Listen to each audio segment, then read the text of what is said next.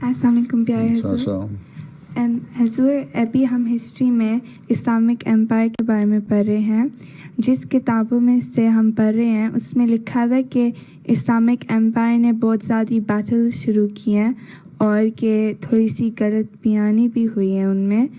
اور میں نے اپنی دوست کو بتایا تھا کیونکہ دا ہولی پروفٹ صلی اللہ علیہ وسلم کہتے ہیں کہ جو بھی بیٹلز ہوئی ہیں کہ وہ سیلف ڈیفینس میں ہوئے. تو میں نے اپنی دوست کو بتایا تو پھر اس نے مجھے کہا کہ پھر ایسے کیوں لکھا ہوا ہے ان کتابوں میں.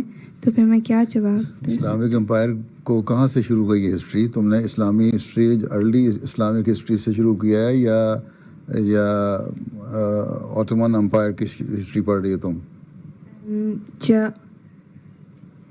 کون سے زمانے کی ہسٹری پڑھ رہی ہو؟ جو جب فوت ہو گئے تھے ہولی پروفٹ فوت ہو گئے تھے جی. اس کے بعد کون سے خلیفہ کے زمانے کی ہسٹری پڑھ رہی ہو؟ صالح صلاح الدین ایوبی. ٹھیک ہے نا؟ وہ خلیفہ تو نہیں، وہ تو بادشاہ تھا. ٹھیک ہے. اور وہ بھائی کئی 100 سال بعد آیا.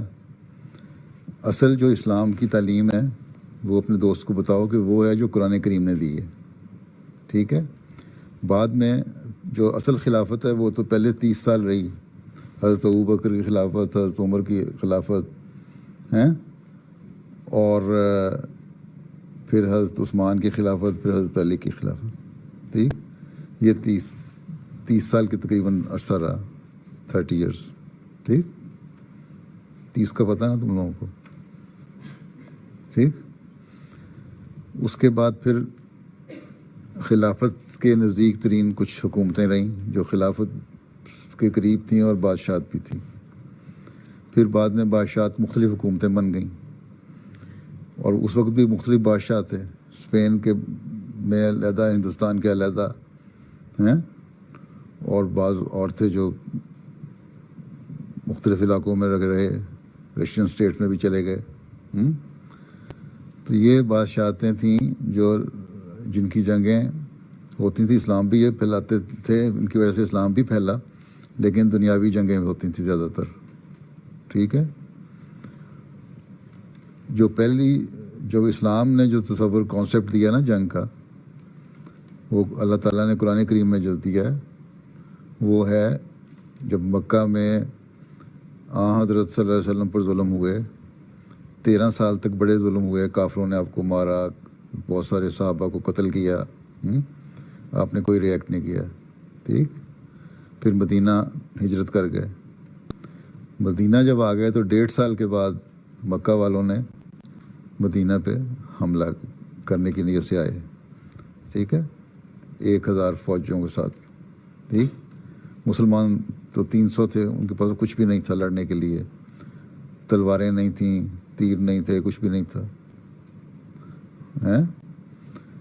لیکن اللہ تعالیٰ نے اس وقت قرآن شریف میں پہلی دفعہ حکم دیا مسلمانوں کو، سورہ حج میں ہے کہ اب تمہیں جنگ لڑنے کی اجازت دی جاتی ہے، لیکن سیلف ڈیفینس کے لیے. اور اس لیے اجازت دی جاتی ہے کہ اگر تم لوگ اب نہیں ان کافروں کو جواب نہیں دو گے تو پھر آگے لکھا ہوا ہے قرآن شریف میں، سورہ حج کی آیت ہے، انگلش کا ٹرانسلیشن یہاں نہیں، 40 اور 41 آیتیں ہیں. اس میں لکھا ہوا ہے کہ پھر نہ کوئی چرچ محفوظ رہے گا، نہ کوئی سیناگوگ محفوظ رہے گا، نہ کوئی ٹیمپل محفوظ رہے گا، نہ کوئی مسجد محفوظ رہے گی. اس کا مطلب ہے کہ اسلام نے جب اجازت دی مسلمانوں کو جنگ لڑنے کی تو مذہب کا ڈیفینڈ کرنے کے لیے دی، کسی کو ظلم کرنے کے لیے نہیں دی. ٹھیک. اس لیے میں کئی دفعہ بیان کر چکا ہوں اپنی جگہوں پہ، اور لوگوں کو غیروں کو بتاتا ہوں کہ ہم جب مسلمانوں کو لڑائی کا حکم ہوا تو پھر اس کا مطلب تھا کہ ہم نے عیسائیوں کی بھی حفاظت کرنی ہے، یہودیوں کی بھی حفاظت کرنی ہے، دوسرے مذہب والوں کی بھی حفاظت کرنی ہے، کیونکہ جو لوگ لڑ رہے ہیں وہ مذہب کے خلاف لڑ رہے ہیں. ٹھیک ہے. تو اس لیے اس کو بتاؤ. قرآن شریف کا پڑھتی ہو نا، قرآن شریف لے کے جاؤ سورۃ حج جو ہے اس کا ترجمہ اس کو دکھاؤ ہیں، چیپٹر 22 اور ورسز ہیں 40 اور 41، یہ دکھاؤ، کہو یہ دیکھو پہلی دفعہ جب جنگ کی اجازت ملی تو یہ حکم تھا، تو کہاں اسلام ظلم کرتا ہے؟ بعد میں جو لوگ آئے وہ جس طرح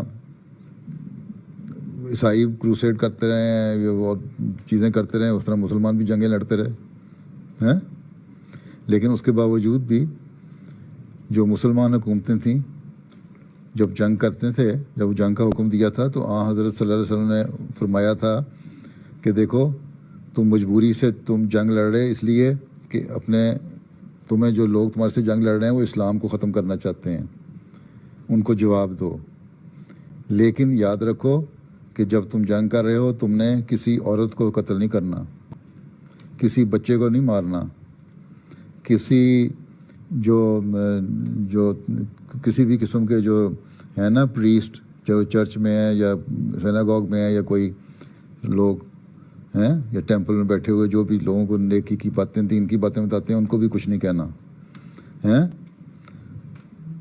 بائبل میں لکھا ہے نا کہ یہ پھلدار درخت کو نہیں کاٹنا، نہ کاٹو، عیسیٰ نے کہا، حسن نے فرمایا کہ تم نے کسی بھی درخت کو نہیں کاٹنا، جو کراپس لگی ہوتی ہیں لوگوں کی ان کو بھی تباہ نہیں کرنا۔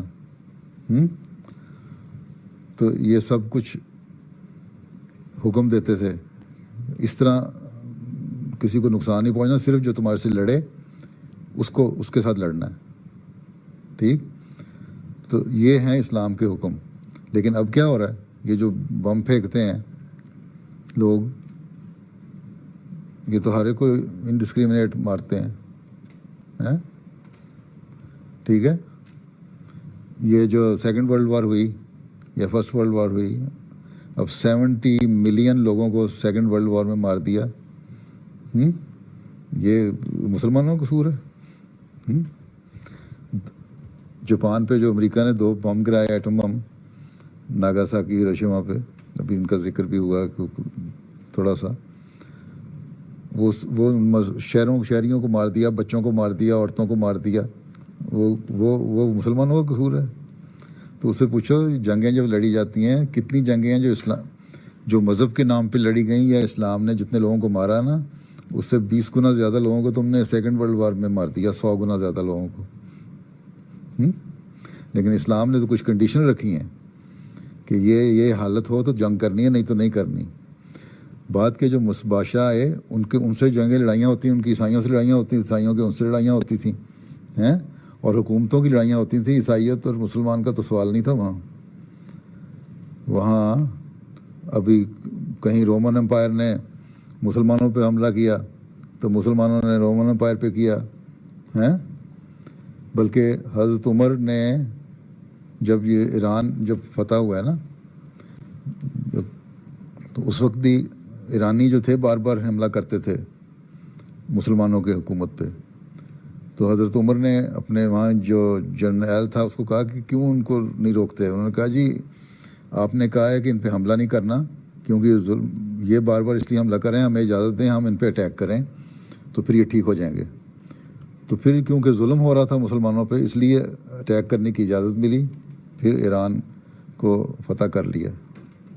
جب ایران کیپچر ہو گیا تو بہت سارے لوگ مسلمان ہو گئے، ایرانی، اور اب تو سارا ملک ایران مسلمان ہو گیا۔ زبردستی تو کسی نے بنایا، اگر زبردستی مسلمان بناتے تو اب تک دوڑ جاتے پھر سارے مسلمان، لیکن ابھی تک مسلمانوں میں مذہب زیادہ ان کے دل میں ہے بنسبت دوسروں کے، ٹھیک۔